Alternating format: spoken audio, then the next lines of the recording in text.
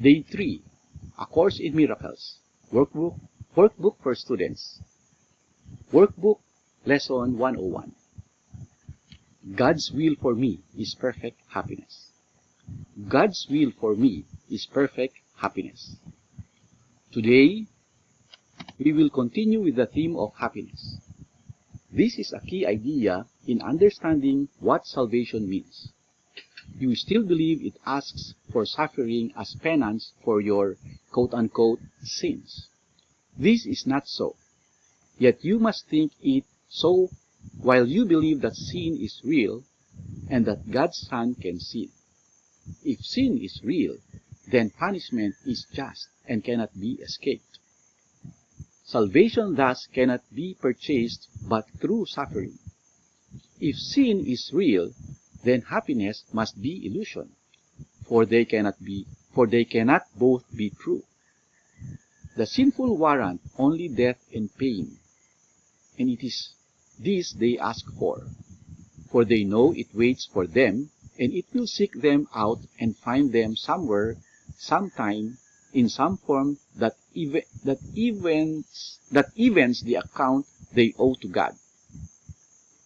They would escape him in their fear, and yet he will pursue, and they cannot escape.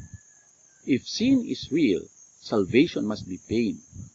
Pain is the cause of sin, and suffering can never be escaped if sin is real.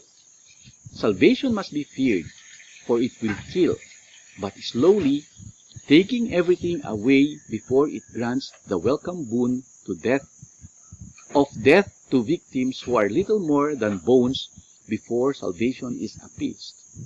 Its wrath is boundless, merciless, but wholly just. Who would seek out such savage punishment? Who would not flee? Salvation, and attempt in every way he can to drown the voice which offers it to him. Why would he try to listen and accept its offering? If sin is real, its offering is death and meted out in cruel form to match the vicious wishes in which sin is born. If sin is real, salvation has become your bitter enemy, the curse of God upon you who have crucified his Son. You need the practice periods today. The exercises teach sin is not real, and all that you believe must come from sin will never happen, for it has no cause.